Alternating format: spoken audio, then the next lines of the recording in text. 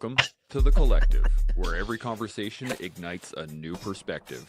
Join us as we delve into the journeys of remarkable individuals, explore the art of growth, resilience, and the power of a shared mission as we strive to be better together.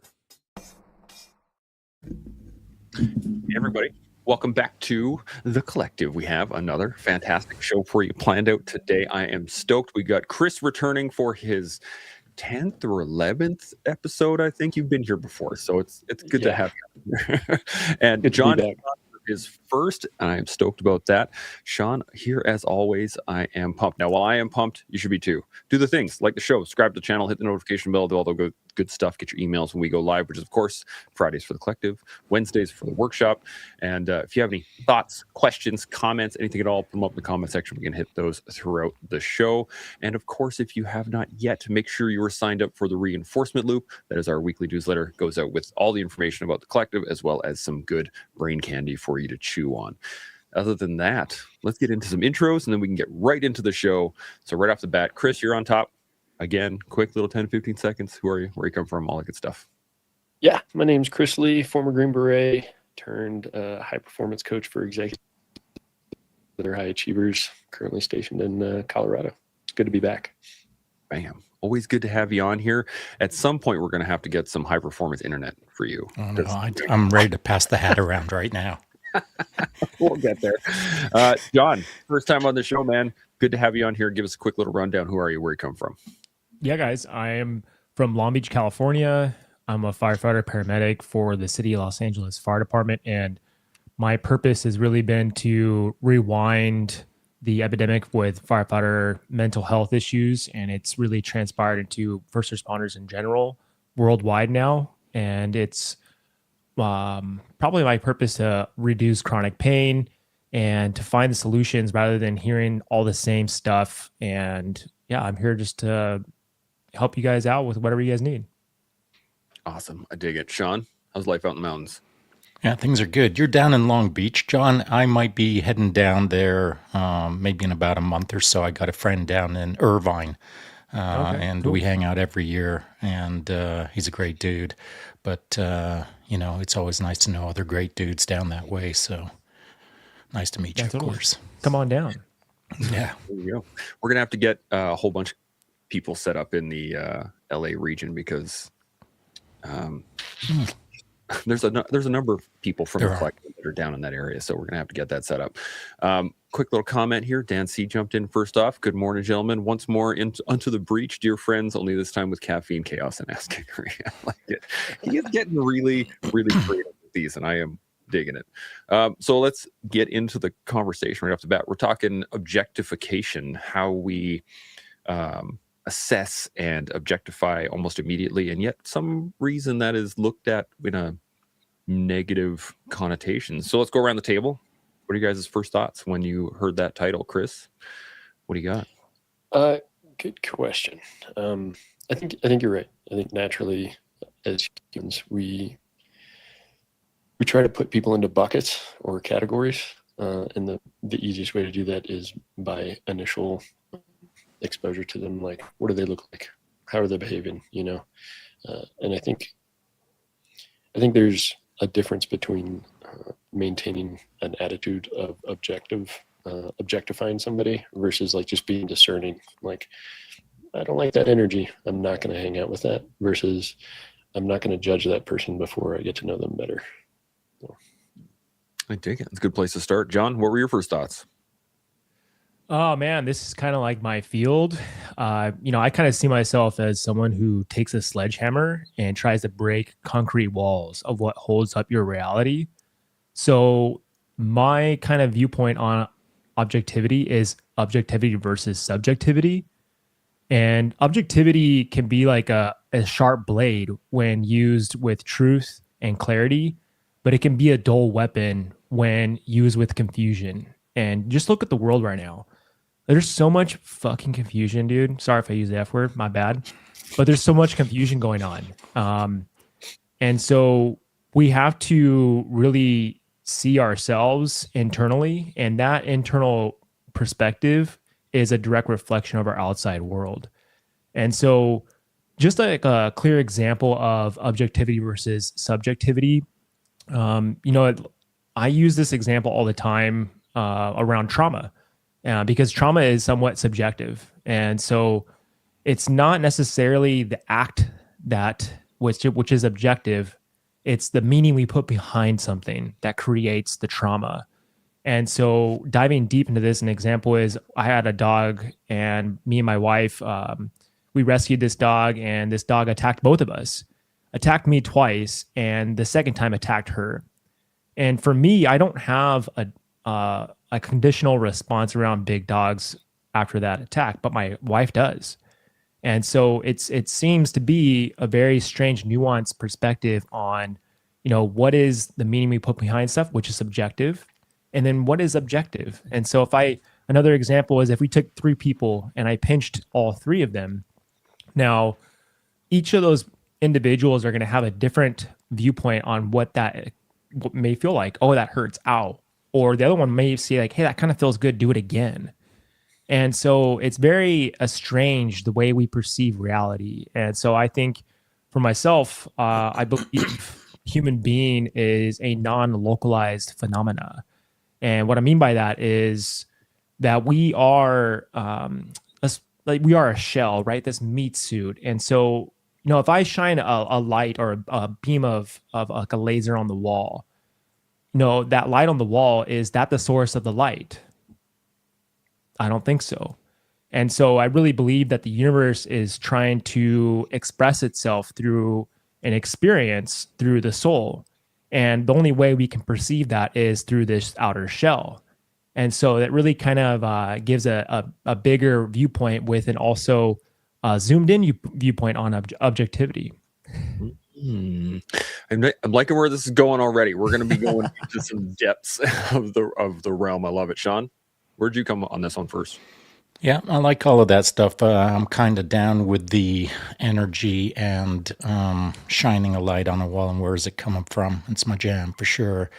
I think if we're talking about objectivity and subjectivity, I'd like to put a finer point of light on it and call it objectification, as per what I believe you were trying to get at, Chance, objectification of a person, perhaps. And so all of us objectify things, the people in front of us, the people around us, the people around the corner, the people tomorrow, the people yesterday. It all gets objectified. And that objectification typically occurs long before you even think that you're objectifying. And so let's use a quick example. Someone comes around a corner, doesn't matter what they look like, their height, their weight, their color, their age, their sex, none of that matters. Someone walks around the corner, before you put a word into your mind as, wow, that dude is super tall, or whatever goes into your mind, long before a word forms in your mind, your cognitive signature, I'll call it, has already expressed itself through a number of ways that haven't actually gained a word yet, haven't gained language to it yet. And so we objectify everything. And maybe a better word to help other people understand that is we categorize everything. So the moment someone steps around the corner, they get categorized. And that categorization, call it objectification, is then expressed in a matter of milliseconds later into a word in our head. Wow, that dude is tall. And so, again, objectification goes on a lot sooner than most people expect. And it goes on before you have a chance to correct yourself. You're correcting yourself after the fact if someone walks around the corner and you think, wow, they're really tall. And then you decide, that's kind of heightist. I shouldn't call them tall. Well, too late. The categorization has already occurred. And that categorization comes out of, our DNA, comes out of our multi-generational, keeping us safe past of categorizing things instantaneously in order to stay safe or to protect against threats, as it were, as you step out of the cave. And so objectification does occur long before you put a thought to it, and it's how to become aware of your categorizations or objectifications before they occur, perhaps, is something that I wouldn't mind talking about to some degree. We can absolutely get into that.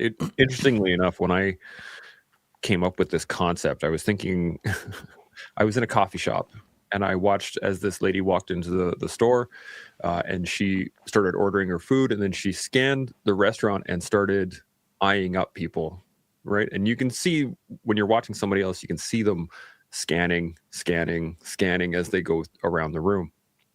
And I found it quite interesting because it reminded me of some of the things we do in the military, especially for myself as an engineer. We were like, you got to be able to recognize threat matrices and being able to see how people hold themselves. And same thing with special operations. But then also in first responder worlds, you have to like make these quick assessments instantly just for safety wise. But then where do we go after that? Because we could let those things like just sit as first responses as initial judgments and then never update them either too. So I love where this is going already. I'm going to go back around the table. Chris, I saw you writing down a bunch of notes. What do you got? It wasn't a lot of notes. It was a little bit of notes. I was talking to my group, this is maybe a couple months ago, and we were talking about kind of divisiveness. And I think kind of to the root of division is the objectification of other people, putting people into particular categories or groups. And what we kind of settled on in our group call was like, there aren't groups, there are individuals. And individuals go about their day and believe certain things, act certain ways. But I think the best way to begin to dismantle or rewind the objectification of other people is to that they're not a group. It's one other human being that has a soul and is in needing of love in some capacity, right? And so using that as my framework, because you're right, every time I walk out my front door, I am assessing threats, and I just assume something horrible will happen, so I'm prepared, right? But even that, and there's something to be said to have like situational awareness and be ready maybe, but ultimately I don't want to fall into the pattern and habit of putting people into boxes or into groups that they might not necessarily belong into. I'm trying to recognize people as individuals, as humans, and all possessing a soul, you know. Dig it. John, any other thoughts? Yeah, I mean, I think working around the categorization of ourselves, people who are in military and, you know, do things through programmings of objectifying every single little thing is exhausting. And I think over time, and I can speak for myself, that it turned into hypervigilance, and it was a self-made beast that now was interfering with my regular life. So I kind of had to extract all of that piece by piece. And through personal experience, you know, it's relational to a lot of these people in this world, because it ruins our lives little by little. And you can go insane almost. You can't even sit still. So the more I became more objective about myself, the less I needed to be right about the world around me, because my worldview was affected. I mean, I would work in the underworld of the city of Los Angeles. It's a nasty city. And so I began to hate people and hate my environment I was in. I never wanted to even go to LA. And so that started to kind of cut me deeper and deeper, because I just didn't even want to live anymore. So I had to kind of take things piece by piece, you know, and then try to just be more objective with myself. If I had to take ownership with my own actions and the way I viewed myself, then that actually started to make some changes at a micro level and even at a macro level. So I think those are great options. And I can give an example, is I started playing this game with myself called the Cold Hard Truth. And so when I would play that game with myself, I would ask myself questions, and they were just yes or no answers. And when I would work with that, I would see the limitations of my mind and what I had created and what was true and what was not. And so I think that's a great viewpoint to start with each individual, because we live in this world with mind activity that tells a lot of lies based off programmings and just things you had learned through survival mechanism. Sean, what are you thinking? Yeah, that is. I agree. That's generally where I was going when I was referencing how we basically make decisions before we think we've made decisions. Those categorizations or those putting people in little boxes. That's all occurred through past biases and past programming, past memories, past just the time it went well and the time it didn't go well, and so. All of these references that we enter our minds before we even put a word to it, before we even think that there's a thought in our mind, those references that occur invisibly before they do occur as a word in our mind, those are all programmed over, well, for me, 60 years. And so the biases from our past are always at work, always. And so whether you choose to look them in the eye or not is a whole different subject. The fact remains that they're always there, and they're always communicating to you. And that communication happens silently until a word forms in your mind like, wow, he's really tall. That dude who walked around the corner is tall. But I've already thought that before I've said the words in my head. And those thoughts, those heightisms, those have occurred from past biases or past experiences or past tall guys. And then I'm a short guy, I'm 5'9".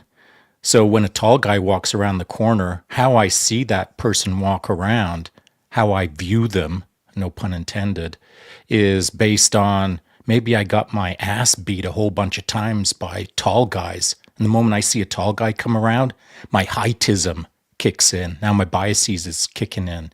Now I've got thoughts that are occurring in my head before I put words to them.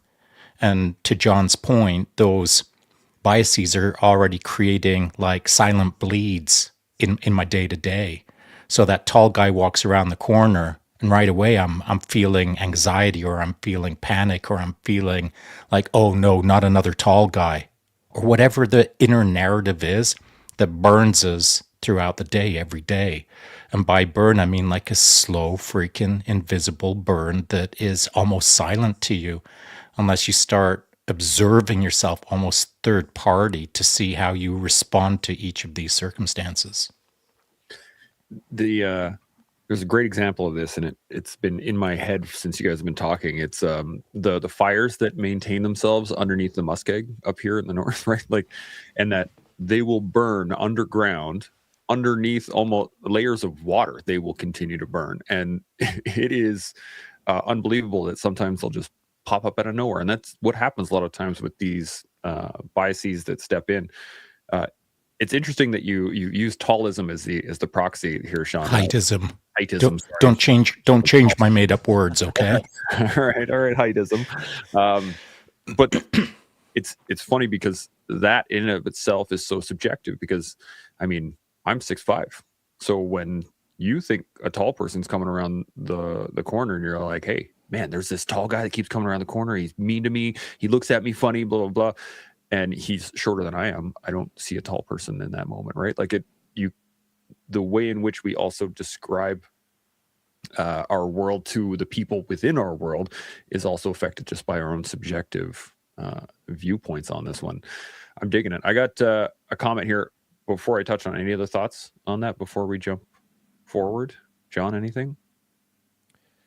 Well, Sean, I'm also the same height as you. So, but I don't have that same reflection because I grew up with a lot of tall friends, and most of them are my best friends. You know, they're like 6'2", 6'3", and I also work in a world where like the little guy is like just surrounded by these giant dudes, right? These firefighter. Like I had to work extra hard because of my height, and a very well-known department that was very active. So I've learned to more establish a sense of trust and friendship with taller people because I've seen them more as protectors rather than a foe. But isn't it interesting that due to your height, irrespective of whether they're friend or foe, your height has categorized yourself in your own mind in a way that is different than someone who's tall. And so you said it yourself, you had to find a way to ... whatever that is. And so height in and of itself, whether you believe it or not, there is heightism. And whether we're applying it against someone else or we're applying it within ourself, there's always a distinction. There's always this pre-evaluation. There's this objectification within ourselves. Either externally or internally, we're always contextualizing, as you did. And, you know, if you think about it a little bit more, though we're both short guys, and I've worked around lots of big guys as well, you and I have had to offset our shortism around the heightisms in ways that are different than the tall guys had to. And so whether we see that or not is basically the crux of the conversation. And from the tall guys, I got to say, I have hit my head on so many things in life you guys have never even experienced. That dude, I just came out of Japan. Okay, so I whacked my head up a few. So then you all know right. what it's like to live with a tall guy. Chris, you got any thoughts on any of this? No, I think everything everybody's saying is pretty spot on. I dig it. It's all about perspective, I suppose. You know. Mm-hmm. Perspective, both, I guess, when we're talking about heightism, both physical and metaphysical at that point. So I gotta ask this then, because there is a line, like as you said earlier, Chris, you were talking about situational awareness. It's good to be situationally aware. At least if I'm going to make a blanket statement, I'd say it's a good thing to have an awareness of the general situation around you. But there's a shady gray area between then objectifying said surroundings as either a threat-rich environment or a safe environment or a whatever. Where does it become moral? Where does it become an ethical issue when we objectify on a regular basis? But where does it become a moral issue? What do you guys think? Chris, I'm going to hit you back. What do you got? Of course you are. Good question, and I'm not sure I have a great answer for it because, again, I think being situationally aware is important. I think John mentioned it, but it turns into hypervigilance and everything's in. You've messed up somewhere. I think your nervous system can operate well at that state all the time, right? And so in regards to your question, where does it cross a line, maybe ethically, morally?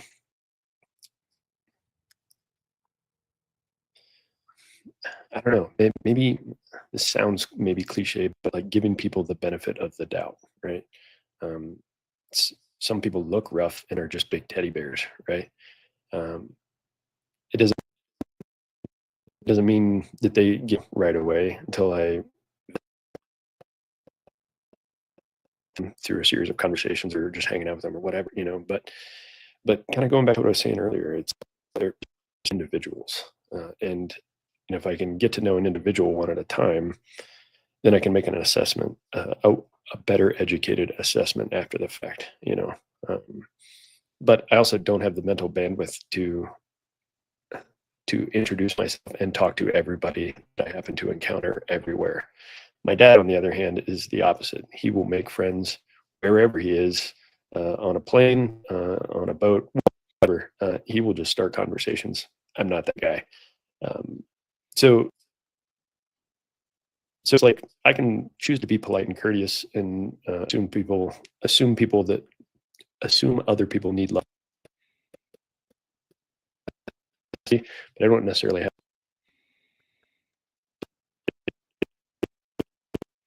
study, right? We didn't. I don't know. I don't know if I really answered your question. Kind of. We got a piece of that. Your internet was a bit spotty through almost for a chunk of that. Sorry. I'm picking up. It was solid gold, the whole thing. Too bad the internet won't be able to see it. John, you got any thoughts on where the moral line is? I think it's a tough one. I mean, we can go into like the eye of the beholder with what that is. And for the most part, we live in a very polarized thinking um, experience. And what I mean by dualism is, or polarization is like good and bad, right? Those two require each other in order for both of them to exist. And even going into some like a Taoist teaching on the yin and yang, right? Like if you look at the symbol of the yin and yang, you have the white and the black, and they require each other to exist. And there's still a portion of the black within the white and that small little dot. And when you ask a Taoist or a Zen master, like this whole experience about dualism, like white and black, good and bad, they tell you to look further at the picture. And what they tell you is that it's actually a circle unifying both of those two things. And beyond dualism is unification or unity, that everything is one and the same. And I've studied Zen Buddhism for a really long time. And so it's based on a lot of riddles. And because it gets you to think beyond your own biases and helps you take a step back to get a more neutral perspective. And objectivity is not neutral. And it's location awareness. And it's knowing where you stand. It's knowing what you're protecting. It's knowing what you're filtering through. And so the goal is to pull yourself out of the objectivity into a neutral space, because in that space you can be more calm, relaxed, collective to see a viewpoint in order to make a decision on something. And that decision can bifurcate into a timeline in your life that could change everything in your experience. And so objectivity isn't like the absence of bias, but it's the awareness of it. And so the goal is to sit at the seat of yourself, to be more neutral, because that's going to create more of a space to be authoritative within yourself, create more autonomy. And in the end, that's going to help you make better decisions in life, because a lot of times we just are sucked in by our identities and our ego when we make decisions based off our objectivity. So to challenge that, it just requires objectivity is going to require more of that friction than comfort. So in that friction, we try to also avoid at all costs. But when we can be in discomfort in a neutral space, that's where the trick is. That's where like the challenge is. So maybe that was really far-fetched for everyone to hear, but hopefully that kind of stimulates some of the conversation. No, I dig it. I was thinking as you were talking about it, and the fact that it almost sounds like it one of the comments I made during the little teaser I put out the other day was the fact that it's not about remaining. It's about remaining open so that you're not blind. But I guess the key point of the unification is realizing you are blind and then trying to work from there, so that once you have once you have an idea of what your bias is, then being able to accept that and view the world not only through it but also around it at the same time. Which I'm digging this all over. Sean, what are you thinking? You're muted. I do love a bit of Zen. Did spend a bit of time in Japan doing a little bit of that, studying, that's for sure, thinking about it. And I think that's the key word is, thinking about things. So, you asked Chris a question earlier on about, you step out the door and, what do you see? And, how situationally aware a person is. And is that objectification, or is it categorization? Is it classification? What is going on when a person steps out the door? Are they scanning for threats, or are they just checking the wind? And so I think there's lots of things that are going on in the moment to moment. The moment that you step out your door, there's things occurring, whether you're aware of them or not. And so if someone's all fired up to be all situationally aware and see all the threats and target mark every single thing at 10 meters apart, that's one way to live in that real-time threat awareness. And it's not a very good way to live, but it is a way to live. But I think a lot of veterans, to your point, Chance, step out of their door and they're doing some classification. They're doing some threat awareness. They're doing some situational awareness. But all this stuff that they do, they've been doing for so long, they don't think that they're doing it. So they're doing it. They're just not thinking about that they're doing it because it's been going on for so long. It's autonomous now. And so they step out their door and now it's a threat situation rather than just stepping out of their door. And so, to John's point, context doesn't occur autonomously. You have to interject, or you have to insert yourself into the time stream, for lack of a better term, to be aware that, well, I'm in this moment right now. This is the moment that I'm in, and what am I thinking right now? And what is my thought versus a moment ago versus what's in front of me right now? Looking for nodes of context.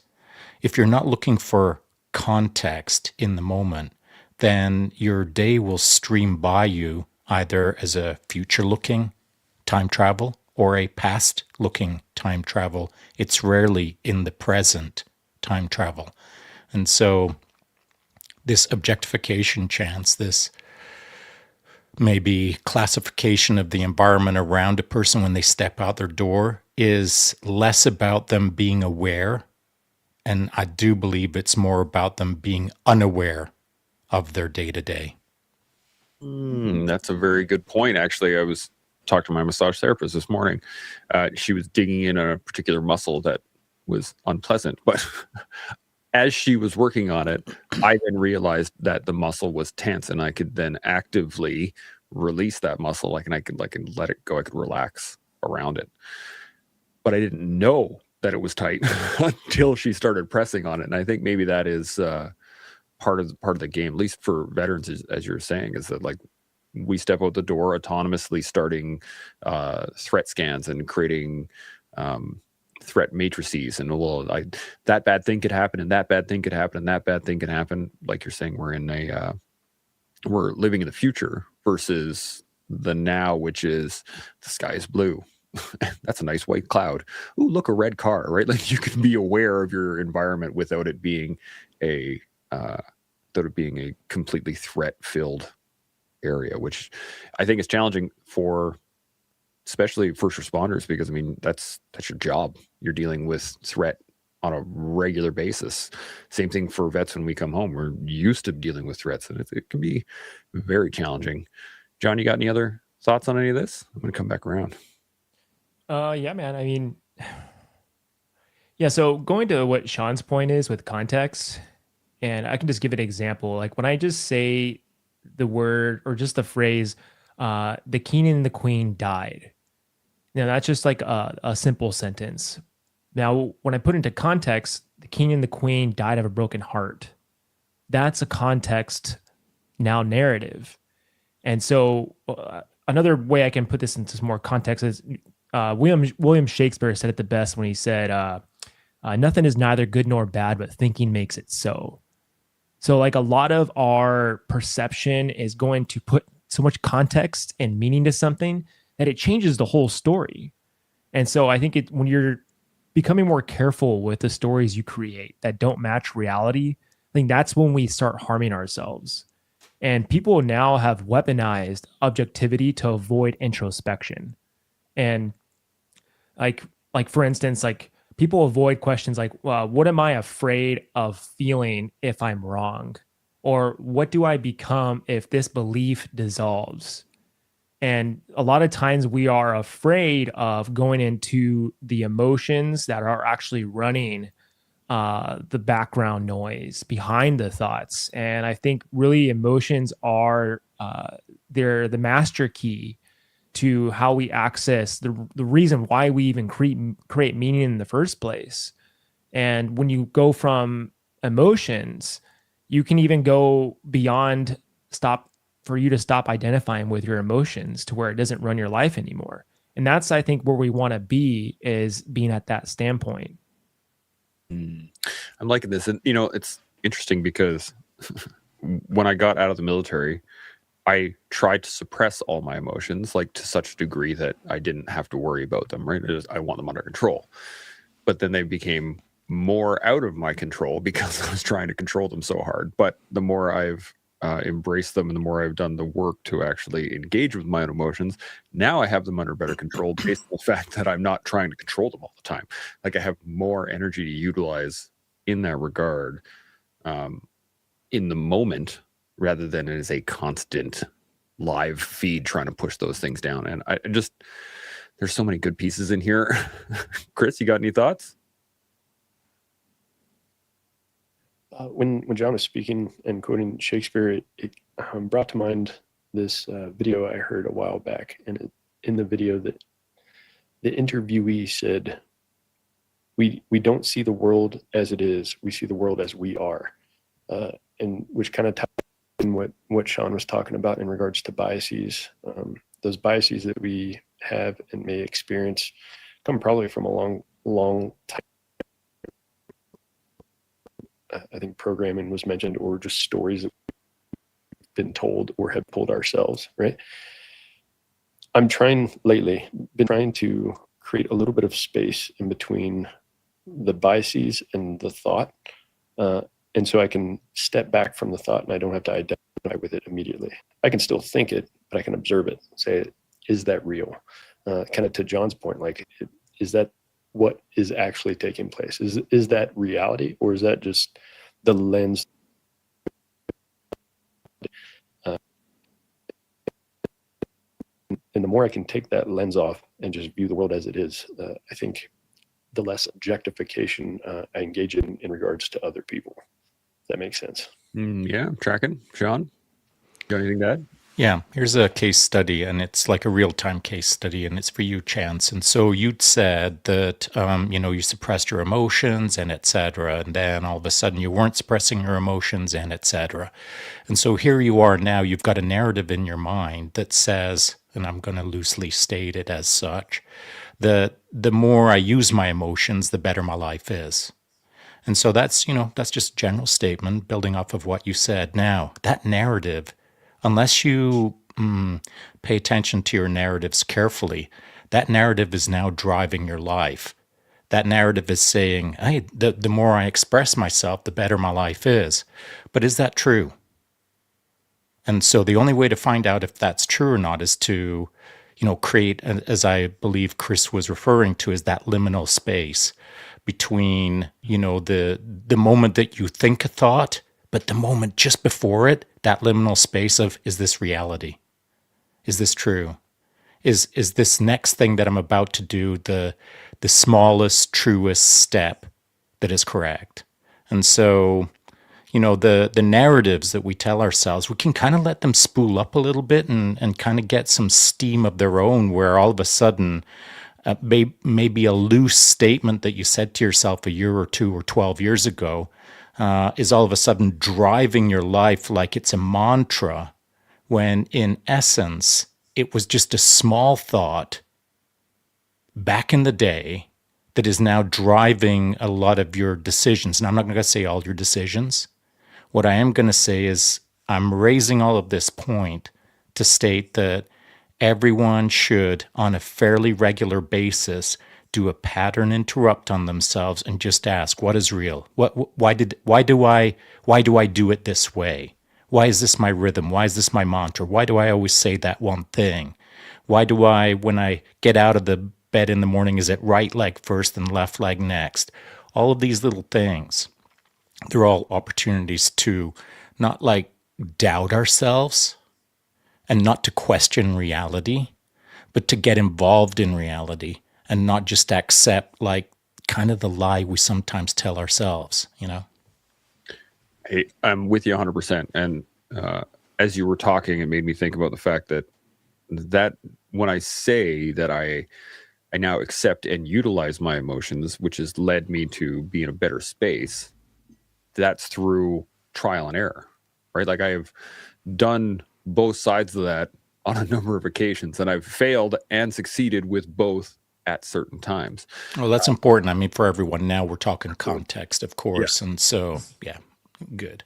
And this is the beautiful part about it, is the fact that you're right. It is good to question ourselves and question our reality, but to a point, I think, because like you said, it can lead to, or like, I guess what I'm inferring is that it can lead to confusion or doubt or imposter syndrome or et cetera, if you're not in agreement with, or if the things that you're doing is not agreement with the way you see yourself doing those things. Well, I think all of those things are good. Like, I'm not suggesting for a moment to anyone out there that friction is a bad thing, or confusion is a bad thing, or getting it wrong is a bad thing. All those things are good. I mean, you need friction. To grow, you need friction.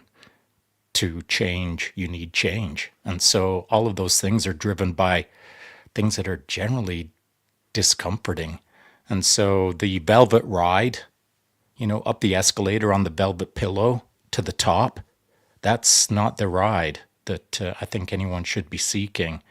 When things are a bit confusing, then generally speaking, you're in the right place. It's what you do in the confusion that is more important than if you're confused, in my opinion. That's a great point. I want to dive right into that actually quickly, but I got a couple of comments I want to touch on that I've been holding off on for a little while. Quick ones, and then we'll get right back into it. Nadia Busin said, somehow the internet connection here in the deepest, darkest Africa is better than in Colorado. Good nonetheless. We got Delilah, I'm going to go with. I'm not sure how to pronounce the whole thing there, but you can be grateful and enjoy life and be situational at the same time. And in my humble opinion, we should be both, as the world is dangerous and beautiful, which I agree with 100%. And then we got Dan C says, I believe it's also the evolution of man and our DNA. It's wired in our caveman brains to continually conduct threat assessments based on our environmental and situational awareness.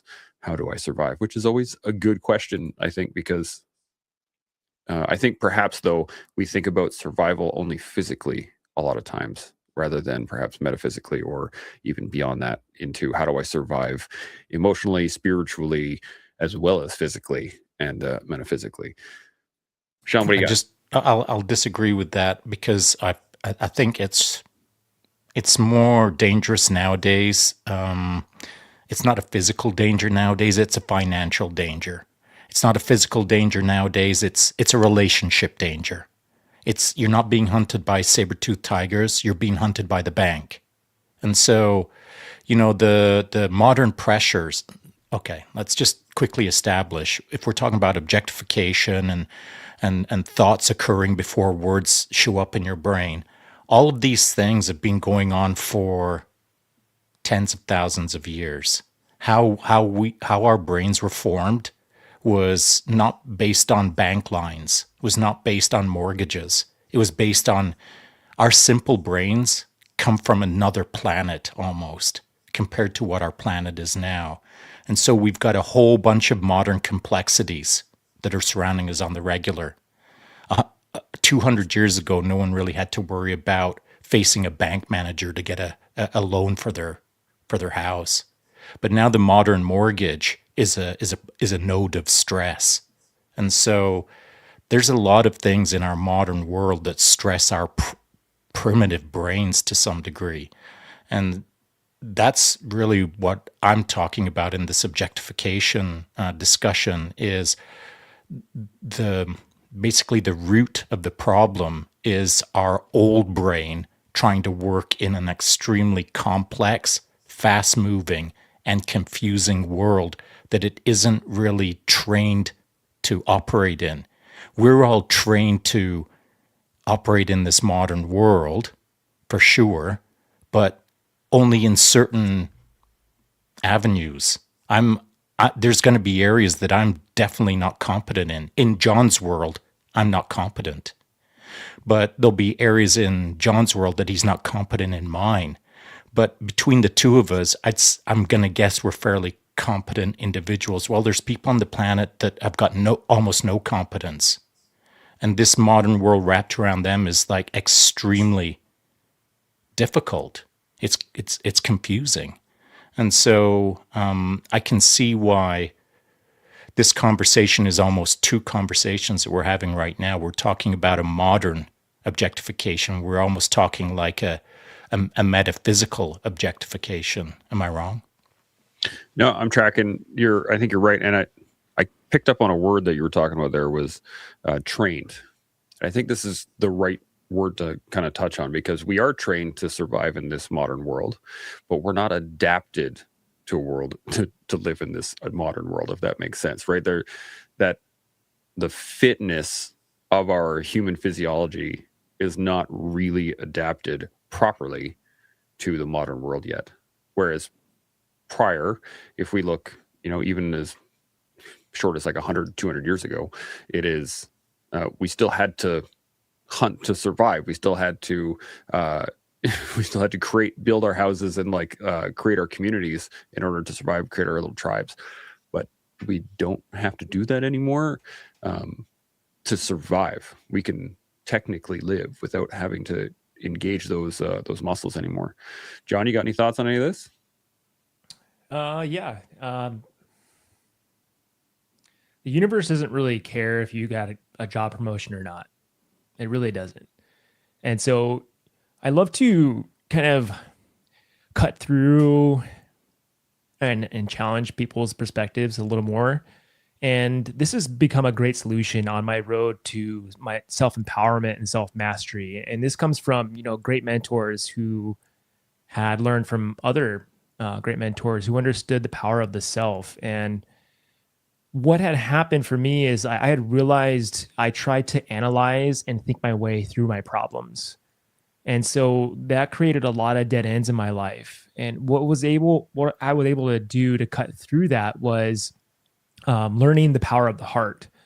And what I had understood is that the mind had created so many linear, problem solving and trying to get out of solutions or trying to find solutions for my problems. And so what I had understood is that the heart doesn't operate that way. It's a multidimensional operating system. And putting that into context, they had done some studies on the heart, and they had had about a group of people, and they would flash images in front of these people. And what they had discovered is that the heart was able to already know the images that were coming up 8 to 10 seconds prior to the image popping up. And so what they had done is they would show, really beautiful images of like butterflies and nature. And then they would show a flash of like something really dark, like a dead child, something like that, something really awful. And so all the group had the same exact response. The heart was able to recognize it through the EKG. And that was just an example of showing how the heart already knows certain things beyond logic. And, great masters have understood this, where they superseded logic through this multidimensional space. And what we're discovering now is that through electromagnetic frequencies is that there is an emission of, they call it a torus field outside of the body. And the heart is about to 6 feet in distance. And the mind, they had done brain waves and only goes up to 3 feet.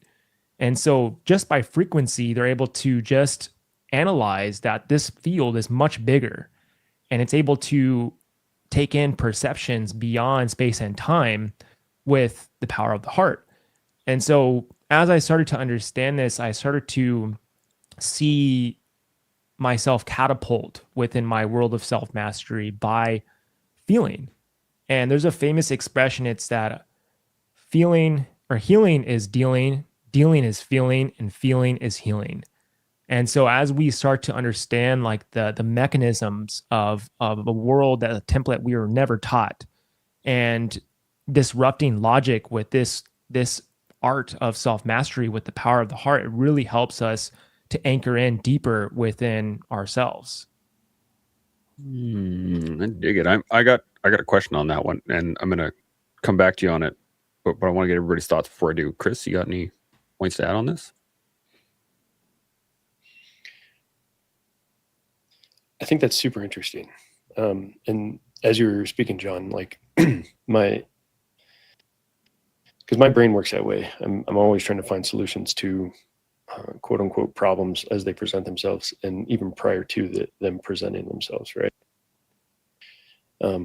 I guess as you were speaking, my understanding of the world around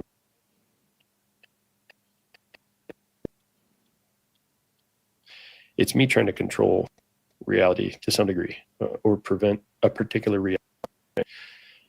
So I guess my question is then, like, is it better to turn that part of my brain off, and not try to solve problems? Admittedly, that would be very difficult for me, because that's like just my brain is wired. I like to solve problems, but if it is hindering me from interacting with reality in a more appropriate way, how does one out of the brain and like, as you were speaking, like, live more from the heart, if that makes sense?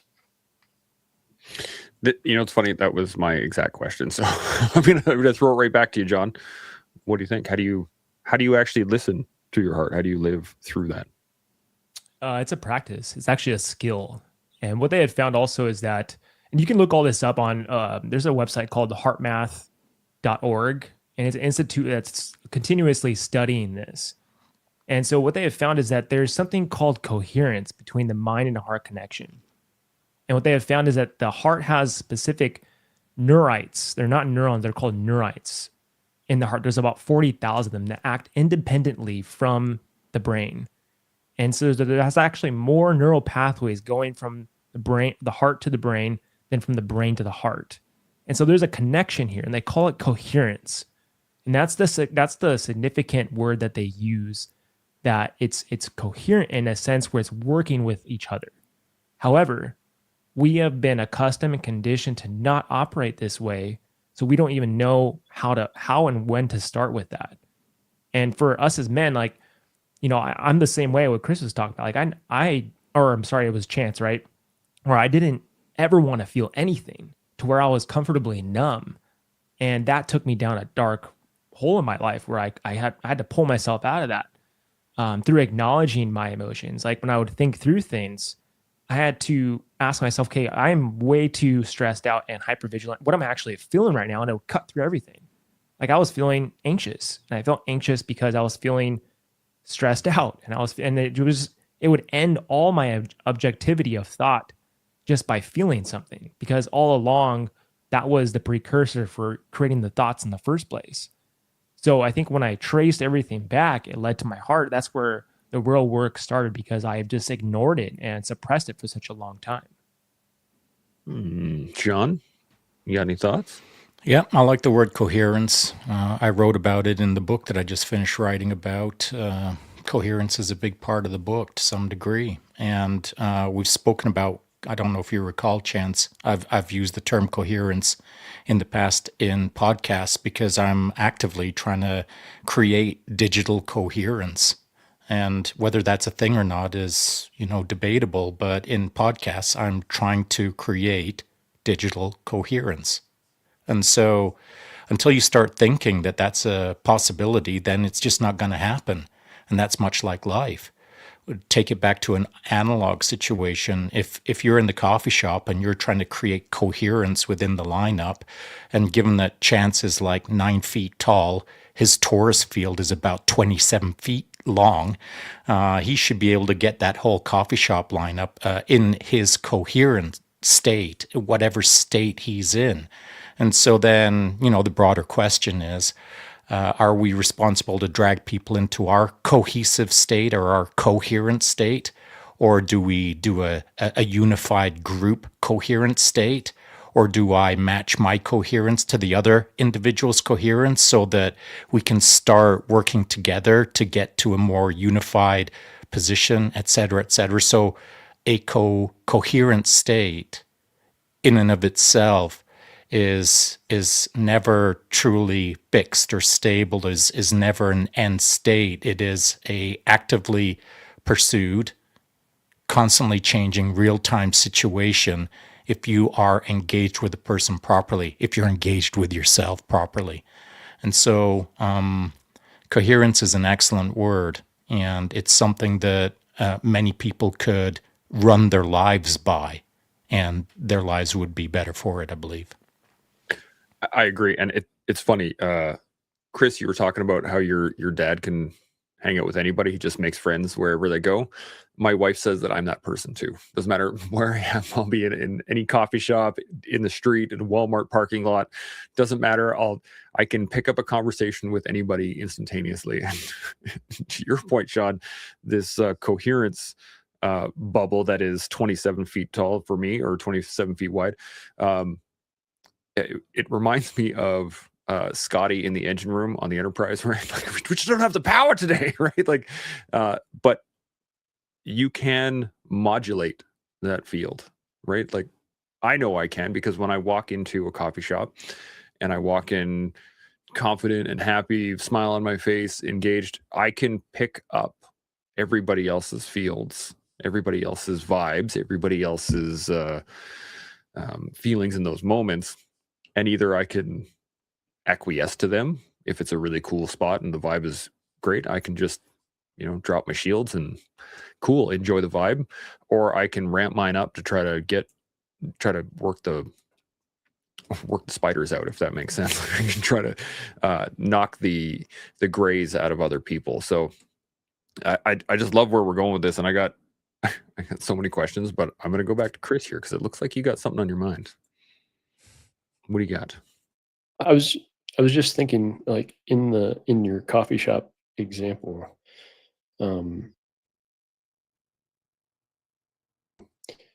I guess it's important to just be aware of your state, right? That you're putting out, and if you're walking through life completely unaware of your own vibe, are you then more susceptible or energy or and what I'm unaware of my own coherence, and the people around me have energy. Am I then into their energy without me knowing it? And if so, I guess it would be in my best interest, and maybe even the best interest of the people around me, to be self-aware, to have that. What kind of vibe am I putting out, and what kind of vibe am I susceptible to? Does that make sense? Yeah, absolutely. John, any thoughts? I didn't hear much what Chris said, but yeah, I think so. If we look at there's a big world that's being inhabited by things like breath work and meditation and mindfulness and all these buzzwords that have been coming up. But those people have bastardized those things in order to run away from their problems, when all of those skills have been practices in order to gain a deeper relationship with yourself.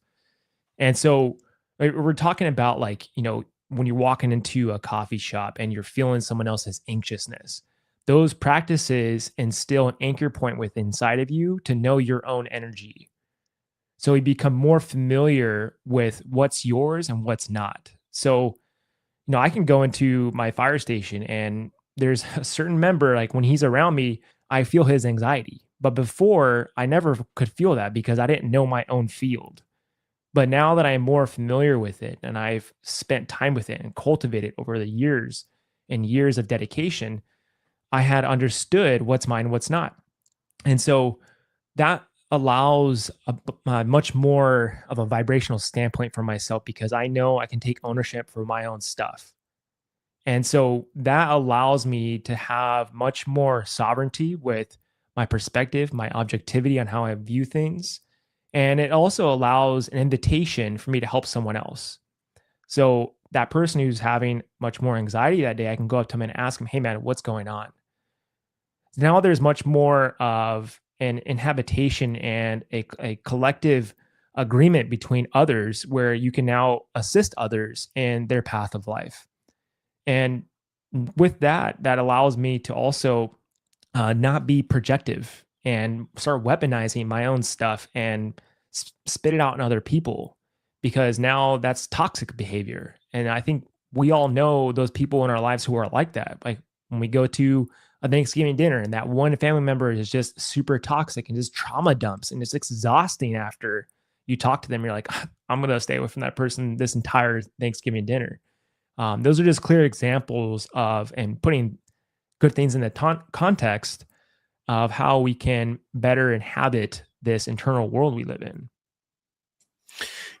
It's interesting as this conversation goes on, the more I start to kind of realize that the level of our external objectification has a direct correlation to the level of our internal objectification, right? Like the how many titles or stories I have for myself, I'm going to create titles and stories and categorizations for other people. But the more I can be perhaps inwardly empathetic and start just kind of allowing myself to be without the titles, then I can do that for other people more. You think that's a fair assessment? I'm going to go to Sean on this one first. What do you think? Well, whether it's fair or not, the slippery slope is that the moment that you start deciding you're going to run a new little program that's called I'm going to be empathetic with me, which means I'm going to be empathetic with everyone, then you start over empathizing. And that's just what people do. You know, it's they're going to drive their new toy, and they're going to drive it in ways that they're going to learn how that new toy works. And the new toy for today is called empathy. And they've never worked that toy before, but here I go. And then you've got that classic case of someone who's overboard, where they are too much. And then, so where's the harm in that? Okay. Weeks or months or years later, they realized that they needed to get their calibration right. They dialed it down, and now their empathy's on point. But, you know, like there was 2 or 3 years there where someone was running around, kind of wielding empathy incorrectly, and maybe teaching everyone around them, to include their kids, how it is not done, or how it is done, or should you even do it, to some degree. And so all of these things, Chance, and I know that's not what you're saying, but all of these things of, well, maybe I'll just try this and see how that works out for objectification. All these little experiments, they're good. N of 1. That's good stuff. But it's not, it isn't done at no cost. So there's a cost to you, and there's a cost to everyone around you, and there's a cost to the universe. And so it's, maybe the thing I'd like to say is, the moment that you step into trying something newish, you should think about the collateral damage of that newish thing that you're about to step into. And so not do it carelessly or thoughtlessly. And maybe a way to do it is sit down and hang out with someone who can provide some context. And so now I'll throw this out for Chris. You know, your dad, maybe he's a talkative guy, and maybe you're not as talkative. But guess what? Your dad is probably 20 years older than you, at least. And therefore, like me at 62, I am more capable of engaging with someone on an airplane flight than I was when I was 20. And that's just the way it is. And so all of these things that we tell ourselves that we are right now will be different in time, but they're best done in time intentionally. We do have a habit to, as people, as human beings, to knee-jerk reaction to overcorrect. The pendulum effect happens with, I think, everything we do, up until we have enough time in it that we can level off towards the center, rather than, I think, as humans, we do that a lot. We just start throwing the freaking pendulum, like, woo, let's go to the other side and see what happens. Chris, you got any thoughts on any of this? To your point that you just mentioned, Chance, like, what then is the middle way? Guard against the overcorrection. Is it just finding somebody to mentor underneath, or like, how do you find the middle way? And that's my question. That's a good question. I think from what I've learned, at least in my life, it's bracketing. Like you have to overcorrect a bunch of times poorly to realize that you don't need to correct that hard for other things. But that's been my experience, and I can't say that is the right or wrong experience, but that's what I've had to do. John, how about you? How do you find the middle ground, if that's even what you look for? What do you think, John? Are you with me? I don't know if we have John. John, are you there? I don't think he's tracking. Sean, how about you then? So middle way. I think the best way to answer that question is, where are you going? So you can't have a way if you don't know the way you're going. And so then that requires, and Chris, you know this already. I'm not telling you anything you don't know, so I should just stop now. But since I'm rolling, I'm just gonna do it anyway. There is no middle to anything, and there's no left and right to anything unless you know which direction you're generally going. So that requires someone to sit down with a piece of paper and a pen and figure out their why. Why are you here? Why are you alive? Why are you on the planet? Why are you in this call? Why are you in that meeting? Why are you in that job? Why are you in that car? The why of things. Once you got the why, then it's the how, and then the timeline. And so bam, there it is. So if you haven't done the why of things, then there is no middle ground. There's just ground. And we have all wandered, for sure, wandered in circles at times. But the moment that you have a compass bearing, the moment that you have a azimuth that you're going to walk, now you've got a middle ground. And so that's my answer, very simply, is there is no middle until you identify where you're going. Got to have a bearing to begin with. I like that. John, I'm going to come back to you. Got any thoughts? Did you catch my question or not? Do you want me to repeat it for you? I did not catch your question. Okay. So my question was off of what Chris was talking about, which is how do we find the middle ground? How do we prevent or perhaps not get caught in the overcorrection, the knee-jerk reactions? How do we find that middle ground, if that's even doable? And then Sean's talking about finding an azimuth first. What do you think? I think it has a lot to do with trust. And so a lot of our problems is just a lack of trust. And so the more you gain a relationship with trust, you start to cultivate this neutral, grounded sense of within yourself. Because if you're walking in life with a lot of chronic uncertainty, you're going to create a lot of problems at a subconscious level. So, and our relationship with trust is really not what we think it is, because trust is unconditional. We have to trust the outcome, the way it's going to happen, without putting an attachment to it. And a lot of us don't understand unconditional trust because we put so many of our own beliefs and our own self-righteousness and self-interest onto it, to where it's not real trust. And so when we can start to cultivate that within us, all the other things start to bloom, like a sense of self-respect, like a sense of humility, a sense of unconditional love for oneself and other people. And that can allow a lot of a fertile ground in order for you to start to anchor in deeper with a grounded sense within yourself. So your decision making and your life choices and the way you perceive the world around you starts to change because you release control. And that's kind of like the paradox of it, is that you're supposed to not have control, because control is only derived off self-interest in the first place. So the moment you let go and have a sense of surrender to it all, that's actually the starting point for the evolution of yourself, because you become more humble, you become more open, you become more willing to change and adapt within the very medium on which you're trying to float and not swim against the current. I like that. This is it's an interesting topic, and I think this is a whole nother podcast in and of itself to just discuss unconditional trust or unconditional love, because the term unconditional doesn't negate any of the other things, but I think a lot of times we believe it does by saying, I have to have unconditional trust, but that doesn't mean I'm going to hand my wallet to every single person I see on the street, because that's just not smart. But at the same time, I can still have, I think, was it Sean or Chris, you were saying at the beginning, of the benefit of the doubt is each individual should get the benefit of the doubt without being, without having any overlaid biases put on top of it. But I still do.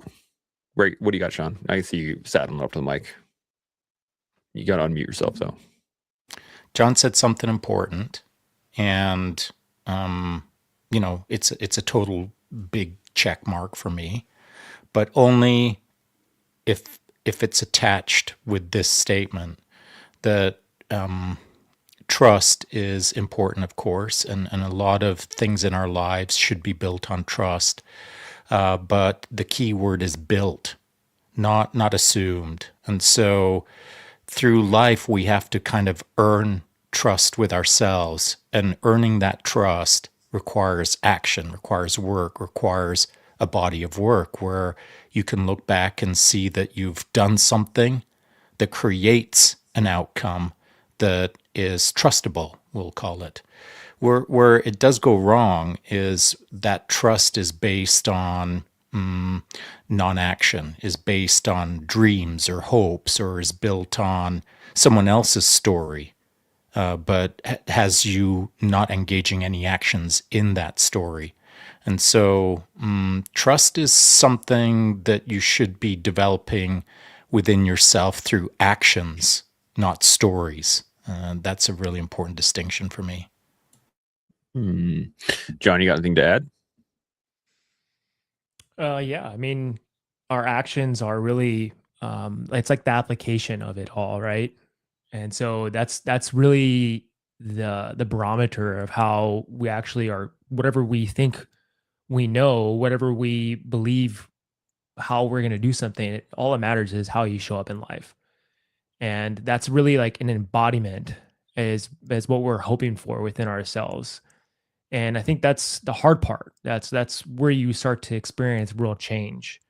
And I think everyone can agree with that. Like I can talk about all this but if I don't show up like that in my relationship with my wife, then it doesn't matter, because it really starts, I started to believe that it starts within my home first. Like if I can't establish anything like that in my groundwork at home, it doesn't even matter. So I think application is really key.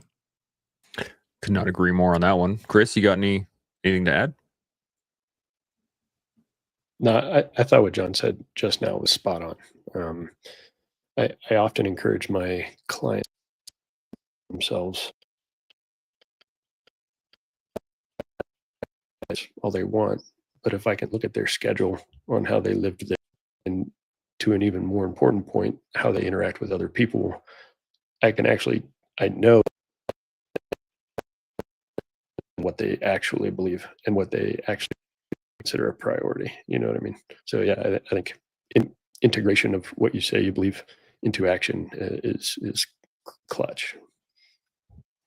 Absolutely. And I mean, we seem, I'm going to throw a label on everybody here and say that we're perhaps action oriented, or we're guys that are biased towards action, but it can be kind of challenging. And I think that especially when it comes to objectification, I think we can fall back into old ways, or we can still have these biases without fully recognizing them there, or perhaps maybe they're useful in certain terms. There are certain people that I don't want to engage with, or there are certain things that I will not that I keep at arm's length so that I don't experience them, that kind of thing.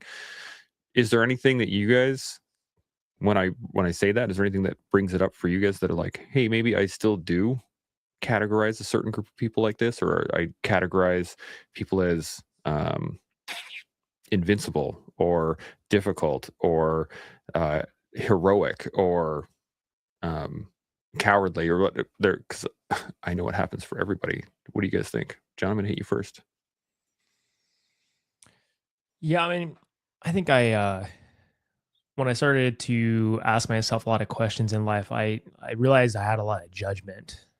And I think with that, ultimately, it was because I judged myself so harshly, and gaining a relationship with this inner critic that just used this whip, and realizing most of my patterns in life came from being masochistic in nature.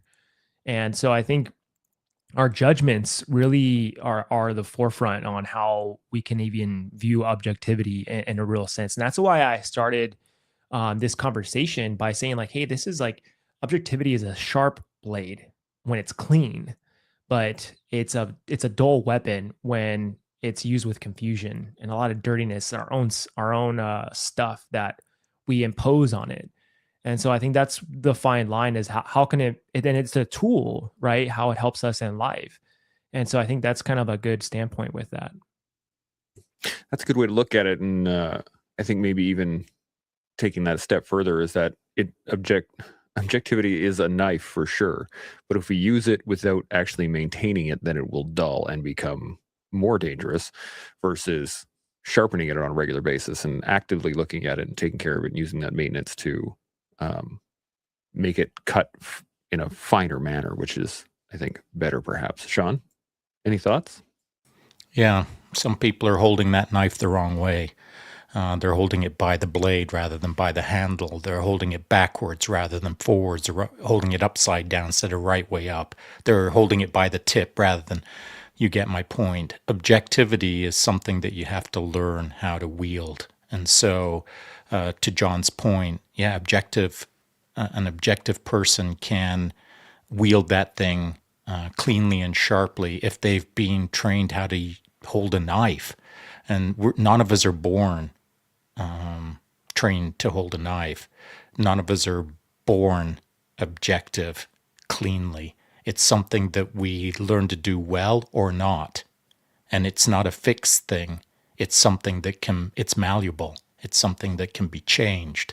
And so that example of holding a knife, through our lives, we all hold the knife a whole bunch of different ways, I believe.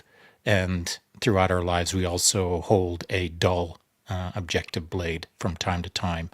And I don't think it's a case of you start holding a dull, objective blade, and then because you learn the error of your ways, all of a sudden you start sharpening up that knife and it stays sharp for the rest of your life. I don't think so. I think objectively, if you're being objective throughout your life, because you're using that blade on a pretty regular basis, there's going to be times when it's sharp and there's going to be times when it's dull. And it's when it's dull that you have to learn how to resharpen your blade again. These are just the ebbs and flows of life. You got to do things wrong to learn how to do things right. And so with the objectivity aspect of things, I'll screw it up this year. I'll screw it up today, my objectiveness.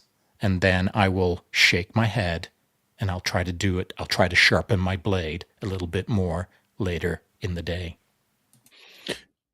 I like the example of nobody's born with a blade in their hand.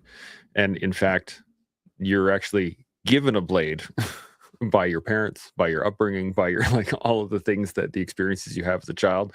That is what gives that blade into your hand. And if you never assess it or change it or anything like that, it will stay dull, or it'll stay backwards, or it'll stay point down, it'll stay in a sheath, whatever it is. But yeah, I love this. Now, if objectification is perhaps unavoidable, what responsibility then does it carry? For those that are looking at objectivity perhaps in a new light now, what responsibility do they have towards not only the rest of their lives, but also the world around them? Chris, I'm going to hit you first because I like throwing you in the fire. What do you got? I like the heat. To your point, my question then becomes, in regards to the knife of objectivity, often, once you realize that you're actually holding a knife, where is the appropriately? That's my right now. I would love to hear feedback from you guys. But to your other question, in regards to the objectification of other people, I think it comes back to learning how to wield the knife properly, right? I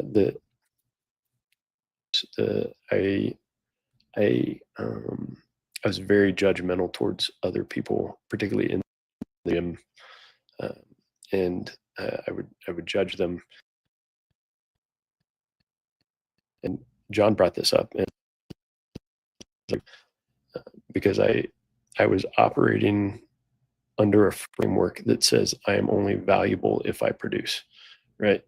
And the gym just happens to be one of those places. And so if I saw other people that couldn't produce as much as me, I deemed them as less valuable, right? Work anymore, but that is an example. So then back to the question, how? Sorry, I lost you on that last little bit. Can you repeat your question for us? Yeah, where is the best place to do this properly? Where's the best place to learn how to wield the knife of objectivity? Is that correct? Yeah. Right. I dig it. Right. That's a good question, John. I'm gonna hit you. What do you think?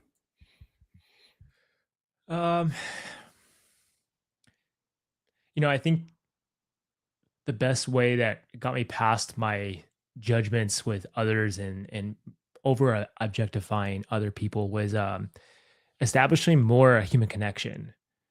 And I think most of us are thirsty for that, and we all are in the sense, like in our primal nature, we're tribal beings, and we've lost, that's been severed from us, is having that connection within each other. And the more I connect with an individual, asking them questions about their life and, really listening to them, my objectivity changes. And I feel there's more like this bond that's coherent, right? And with that comes friendship. With that comes family. And I think using that skill of human connection really goes beyond our this sharp blade. It actually, you can just throw it out the door, because you're establishing a forefront with people that we all desire this, and it's just missing. And just look at the world right now. I mean, it's a framework based on disconnection. And I really think that's one of the main problems that's going on right now. And I think there, behind the curtain, there's maybe someone pulling levers to create even more confusion, even more disconnection. And as we had, moved past just a regular internet, now we're in the world of AI, and that's causing even more disconnection. And if we go back to the foundation, because I think a lot of times we're in a world where foundation is not set anymore. That's one of the main cornerstones of the foundation is human connection. I 100% agree in the fact that as we become more disconnected and more confused, we start to not only start looking for other tribes, or start looking for a secularness, we curl back inwards, right? We want to get, instead of being out in the wide world, we're going to try to get back to our cave, and then we're going to try to, from our cave, we're going to go back into the fire. And we're always like retreating out of the confusion rather than exploring it. But that comes back to trust, as you were talking about earlier, and being able to trust in the world and the environment you're in, which is a great point. Sean, you got any thoughts?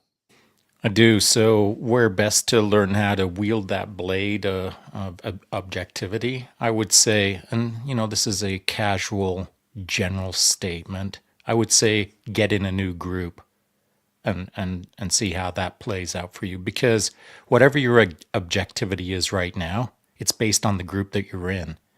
And in order to get a different perspective, a different context, different vector, different angle, however you want to think of it, to get a different look on something, you've got to do something different. And so that would be go hang out with people who seem to understand this kind of stuff, who maybe hang out and in Zen halls where they think about Zen Buddhism or Zen-like thoughts. Maybe Shintoism works for you. Maybe fill in the blank works for you. But that fill in the blank is different than what you've got going on right now. And I'm not talking about how you've got to change your worldview through religions or through philosophies or through big vectors.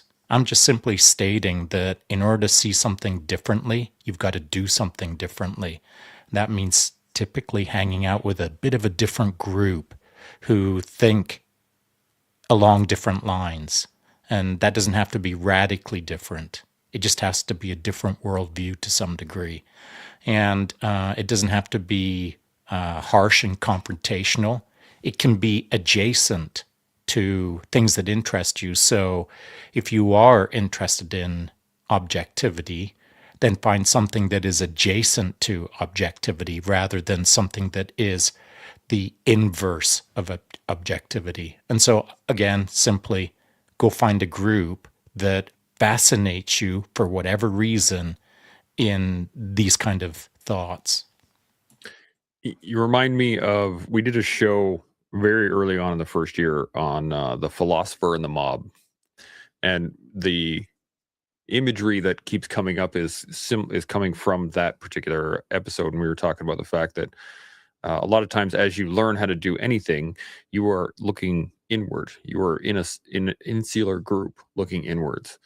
You're part of that particular mob, but the philosopher is the one that can, and I use that title loosely, is the one that can look up from the mob and see other mobs, see other things that you can then go learn from and other areas that you can move to and fro.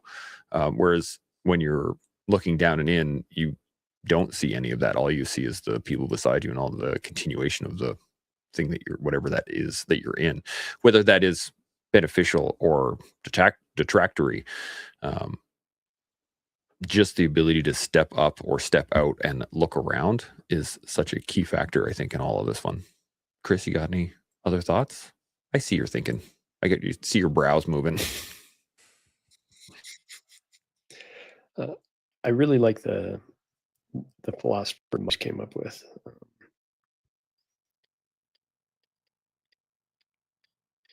The thing that came to mind, and kind of to Sean's point, is this ability of mobility. Sean mentioned finding a new to the mob I'm currently in,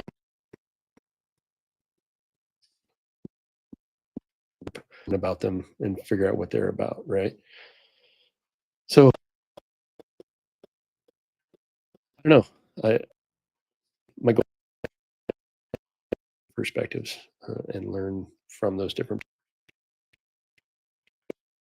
types, I suppose. I hate to do this, but your internet is just killing me. It's hard to track, but I'm gonna just reiterate, and I think I got what it is there. Your friends in Africa are enjoying it, though, Chris. They There's really no are. doubt about that. But it made me think of, the opening to Star Trek, to seek out new life, new civilizations, to boldly go where no one has gone before.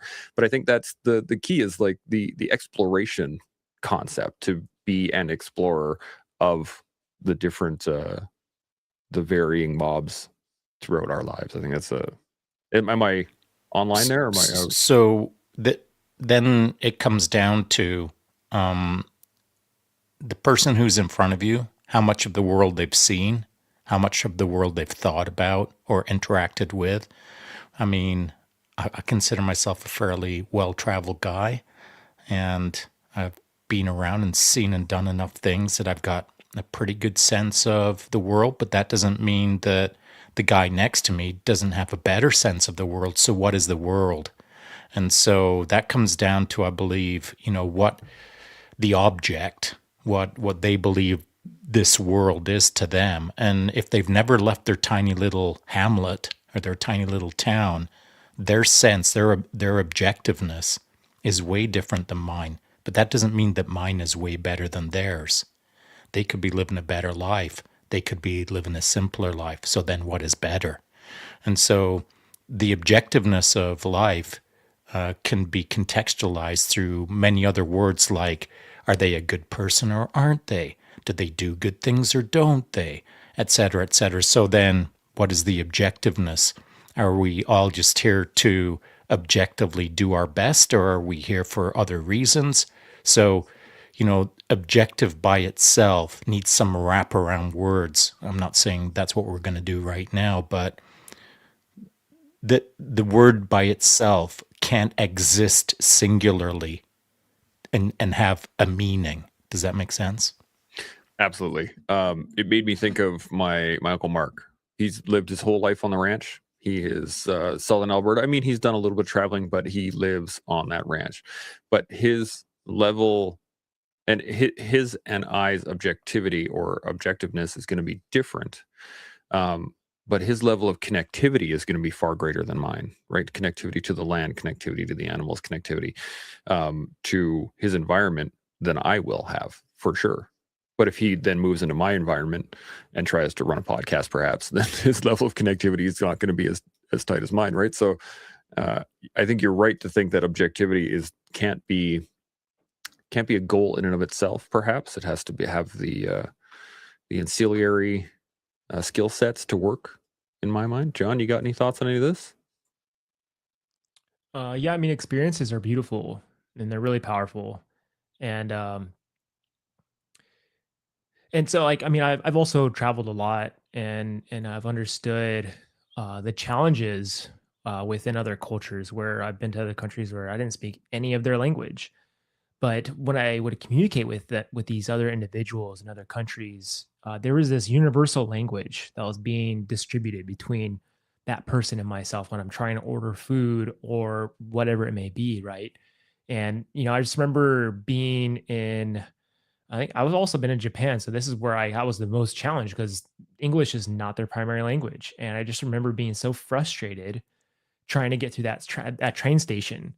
And I remember listening to this song, I Am the Walrus. And John Lennon is just like saying, I am you and you are me and we are all together. And like something clicked in me when I had just realized, like, hold on a second, like this other person is just like myself. I'm just not seeing it. And when we start to go and surpass and go beyond natural law and universal law, we come to a lot of distortion in our life.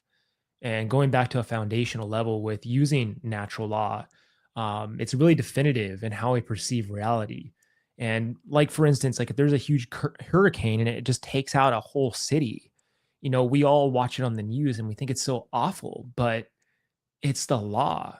And we have to honor that with full respect. And I think a lot of us have come out of not going back into what natural law is. And we put so much meaning behind stuff that it distorts our reality. But if we honor the law within the world we're inhabiting, then we actually can be more in harmony with it. We can be more coherent with it. And I think our indigenous ancestors always recognize this. That's how they were able to survive. But their survival mechanism and behavior was completely different from ours. We have a lot of reaction and self-righteousness imposed upon our survivability. Theirs is still based off that human connection with each other in a tribal aspect in order to abide by these laws. And so if we go back to fundamental laws, I think we can really change our perspective on things instead of creating a reality that's not in reverence with what's actually happening. And so I'm going to push back on this, John. And I'm going to hit you right back on this one, but Yeah. because there is a point where going back to fundamentals becomes fundamentalism, right? And then it becomes that only the fundamentals are right versus wrong, and it's very easy to lose our objectiveness on the fundamental laws, because you're right in the fact that yes, a hurricane hits a city and it's horrific. There's damage, there's death, there's suffering, there's all these things, and it can be horrific subjectively and objectively, but it can also be a natural process at the same time, right? Whereas I think a lot of times we get too focused on either or versus both. What do you think? Am I tracking? Are you tracking on that, or am I opposite? Yeah, and I think that comes a lot from polarized thinking and linear thinking. When nature operates in cycles, it doesn't operate like that. Like it operates in seasons, and so that's how we were able to learn when to harvest certain foods. And that's how we started to cultivate an understanding of how the seasons are operating and how we need to hunt and gather during certain time periods. But these cycles are not just significant within the world around us. It's these cycles are also operating within us. And a simple way to put this into some context is a death and rebirth process. We constantly have to evolve through that process. And sometimes when we're in the depths of us through what we people can call a deep dark night of the soul, when someone's faced with disease, illness, injury, or loss, a lot of times in those moments we feel like it's the end. And what's happening is that there's a cycle that's ending in order for something new to be reborn. And I deal with a lot of people who deal with suicide ideation with this, and they're just not seeing the cycle that's happening. Something is dying off. You're correct. But you're not seeing it from this viewpoint that something has to die off in order for something to evolve, something to transform. And in the end, transformation is relational. So when I say that, it means that when we get out of our own way and we start relating with other people, that's when transformation starts taking its form. It reminds me of metamorphosis, and the fact that in order for a butterfly to come into creation, the worm in and of itself has to be dissolved and rebuilt. So there is I agree with you in the fact that the death portion of it, or the end that people are seeing when they're in the darkest areas. I was in a really bad depressive episode just recently, and those really dark areas, yeah, it feels like an end. It feels like this is it. This is as far as it goes. This is as bad as it gets. And then climbing out of that, something you have to let go of a bunch of stuff in order to get out of those positions. It is that's a great viewpoint. Sean, you got any thoughts? Yeah, I do. And, I think now we're into almost a territory of individual experiences of objectivity. So, Chance, you've got some objectivity based on what you just came out of. And so that objectiveness is now, this year's objectiveness versus 10 years ago. And, I would argue that those are two different levels of objectiveness. And so that is life, man. I mean, we all are on this ride together, and we learn things along the way, and your objectivity is formed year after year, and formed in a way that isn't fixed. It isn't always correct. It's malleable. Sometimes it's formed incorrectly, is what I'm saying. And so that objectiveness never ends. And, as part of this conversation, it's probably worth stating that objectiveness is a constantly evolving state that is non-localized, maybe, and non-time related. It is a constant flux. And if you find that your objectiveness is static or locked or fixated in a way that isn't you're not noticing any changes, I would say that's the biggest red flag in this conversation today. I would agree that if you think the same way as you did 10 years ago, that's probably a sign to rethink some things, at least in my mind. And I agree. And I don't think you need to argue what you're saying, Sean. My objectiveness this year is way, way different than it was 10 years ago. Chris, you got any thoughts on any of this? Yes. My poor internet. So hopefully you heard that. Second is, how do you help people that experience tragedy or experience a death, or the hurricane example? Their town was like a total jerk and saying, and then I'll save my thoughts on objectivity later. Right. So I think I missed a chunk of there, but to be, you might have to repeat yourself. Try one more time. We'll see if we can catch it this time. How do you help somebody that's hurting? How do you help somebody that is experiencing a tragedy? And how do you help them in a way without sounding like a total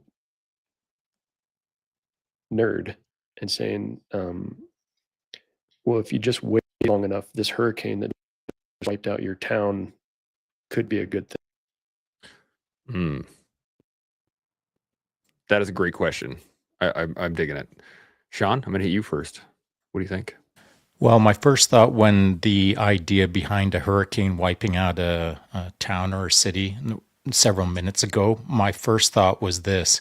Well, wait 5 minutes and there'll be another hurricane wiping out another city on the news, because nowadays the news cycle is as such. The objectiveness is being distorted based on calamity after calamity after calamity, whether it's political or business or personal. Every 2 minutes, there's a new calamity, a new disaster, a new horror story to some degree. And so I feel that like human objectiveness is being distorted by the news cycle. And so there's really almost two answers here. There's the non-invasive news cycle answer versus the news cycle answer. And the non-news cycle answer would be a much more human-centric answer. And that would almost require the human to be away from social media to some degree. Because, again, I feel that social media is to some degree distorting objectiveness. So what do you tell a person who's just had their city wiped out 5 minutes ago? There's probably nothing you can say other than what can I do to help, which is probably the best answer versus giving opinions or giving advice in those first few minutes. So then how long do you wait until maybe you're giving advice? Well, maybe you just shouldn't give advice. Maybe you should just keep listening and trying to be helpful. Because most people in these circumstances default to wanting to help rather than wanting to listen. I know I do. I default to trying to be of use, to be of value, to help out. And so my helping out sometimes defaults to, I've got an opinion. Everyone just be quiet for a moment while I give my opinion. And that's not always helpful. And so, again, the devil in the details is that if a person is constantly bombarded with every single minute, disaster after disaster in their news cycle, then the answer to them is different than a person who isn't on social media. I love that. And yes, in any disaster, it's almost always better to not go on social media right away because it has a negative effect. John, you got any thoughts on any of this? Yeah. So the example I gave you guys was on purpose. And because it's designed to disturb the scaffolding and how you view things. So what I mean by this is, John's like, oh my God, like, all he does is just see this as like a cycle. What I'm trying to do is to get a rise out of you guys to kind of see things from like perspective shifting. And so I work with a lot of people with trauma. And to answer your question, Chris, I have to help people, but they also have to help themselves. So I guide people and I assist them when they're working through tragedies and when they're working through suicide ideation. They're working through emotional wounding. And so when I approach that, I do see the cycles and I do see the bigger zoomed out perspective. And this also plays on the role with unconditional trust, because the disaster, the trauma, the circumstances that someone doesn't like or they're resisting, they don't know the timeline that's ahead of them. And what I can kind of portray with this is the fact that this could have been an opportunity of growth for someone later on, but they don't even see it yet. And so when I am working with people with trauma who are dealing with loss, all they need, and based off what Sean is saying, it's correct. It's listening. It's being there and not trying to do anything. Sometimes people just want someone to listen. And for the most part, people just want to be heard because they've never had that experience in their life. And so, and even going back to what Chance was saying about this butterfly, like the miracle of metamorphosis of that caterpillar in the cocoon, in the chrysalis.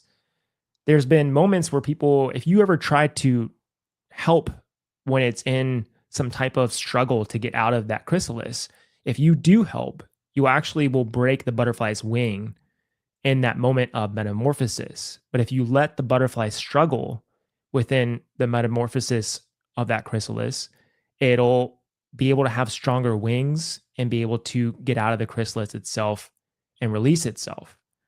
So a lot of times we just don't understand that we have to leave things as it is sometimes. And if we put our own input or we put our own objectivity onto something, instead of trusting the laws and the cycles, the way things are supposed to occur, then we're not using a sense of unconditional trust with it. I think perhaps maybe, I can't say this is a rule of thumb here, but more often than not, I've seen that the struggle to complete anything, or the struggle to engage in anything meaningful, the struggle is the struggle is not the bug.